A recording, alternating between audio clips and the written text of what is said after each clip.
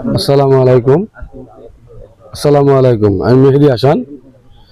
আমাদের এই জামাত সৌদি আরবের চাঁদ ওঠা সুনিশ্চিত হওয়ার পর আমাদের সিয়াম শুরু করি এবং সৌদি আরবের চাঁদ ওঠার সুনিশ্চিত হওয়ার পরে সিয়াম ভঙ্গ করে পরের দিন আমরা ঈদ উল ফিতর অথবা ঈদ উল আজহা জামাত করি। 2005 সাল থেকে আনুষ্ঠানিকভাবে আমাদের জামাত শুরু হয়। তা আস্তে আস্তে আমাদের জামাতের সদস্য বৃদ্ধি পাচ্ছে।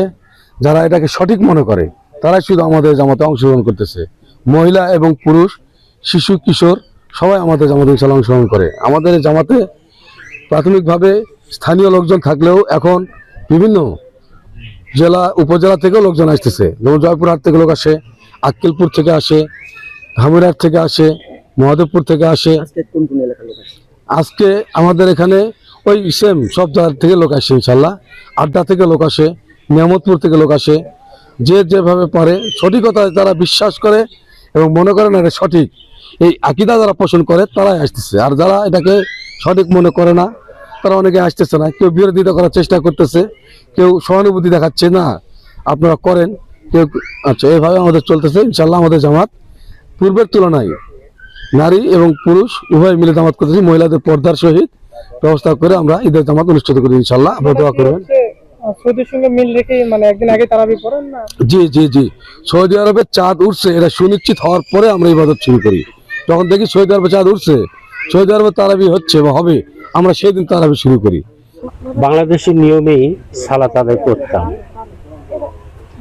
তো দীর্ঘ 10 থেকে 12 বছর আগে এটার দাওয়াত পেলাম যে আমরা যেটা করছি সেটা সঠিক হচ্ছে না। আমি বললাম যে সঠিক হচ্ছে না, তার প্রমাণ দেন। তখন আমাকে একটা দলিল দেওয়া হলো, সেখানে হাদিস এবং কোরআনের উদ্ধৃতি দেওয়া ছিল। দেখে চিন্তা করলাম যে তাহলে তো এটা ঠিকই। তো দেখি এটা বিষয় নিয়ে একটু আলোচনা করে দেখি। আমি বড় বড় মাদ্রাসায় যেমন কলমুডাঙ্গা, ওইদিকে আলাদিপুর, এরকম খারিজি মাদ্রাসা যেগুলি বড় বড় আছে, সেই হুজুরদের সঙ্গে আমি ফোন করে এই বিষয়ে প্রশ্ন করে জানলাম। তো তারা বলছে যে এটা আগে থেকেই আমরা করে আসছি, জনগণ সবাই করে, তো এটা এইভাবেই চলে আসছে। বলছে না, এটা তো হবে না হুজুর, হাদিস অনুযায়ী হওয়া উচিত। তখন বললেন যে এখন কি করা যায়, এটা একদিন ঠিক হয়ে যাবে তাই বলছিল। তো আমি বলছি একদিন কোন দিন হবে সেটা আমি বুঝি না, আমি হাদিস পেয়েছি, আমি এখন থেকে আমল শুরু করে দিব। তারপরে থেকে আমি এইভাবে সালাত আদায় করতেছি। তবে হাদিসে আমি দেখলাম যে কয়েকটা অপশন দেওয়া আছে। একটা হলো যে চাঁদ উঠলো কিনা, চাঁদ উঠলো কিনা, এটা উঠতে হবে। তো চাঁদ আমরা বলি আসলে চাঁদ নয়, কিন্তু হেলাল উঠলো কিনা। হেলাল মানে হলো নতুন চাঁদ। এটা এর কাজ হলো মাস বছর নির্ধারণ করা। আর চাঁদের মানে হচ্ছে কমার। তো কমারের ব্যাপারে আল্লাহ রাসূল কোনোদিন বলেননি যে কমার দেখে তোমরা সিয়াম রাখো অথবা কমার দেখে তোমরা ইফতার করো, এটা বলা হয়নি, বরং হেলাল দেখে বলা হয়েছে। তো হেলালের সময়টা হলো প্রথম যেই চাঁদটা ওঠে এটাকে হেলাল বলা হয়।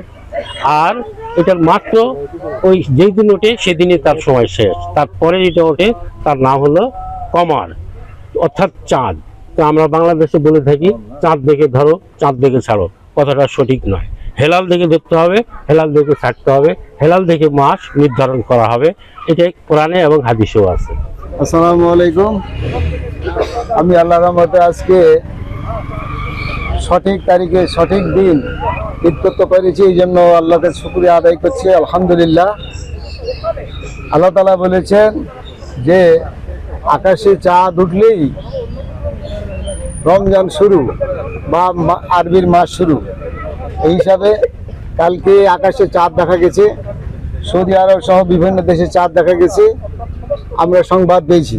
আমরা বাংলাদেশে যদি আমরা চাঁদ না দেখি তারপরেও আমরা সংবাদ পেয়েছি।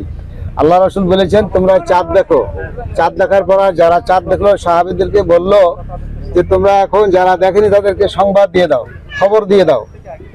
এই জন্য ওই হাদিস অনুযায়ী আমরা খবর পেয়েছি তারা চাঁদ দেখেছে, আমরা খবর পেয়েছি। খবর পাওয়ার কারণে আমরা রমজান মাস শুরু করেছি এবং ঈদ উল ফিতরের চাঁদ কালকে দেখা গেছে সৌদি আরব সহ বিভিন্ন দেশে আমরা সংবাদ পেয়েছি।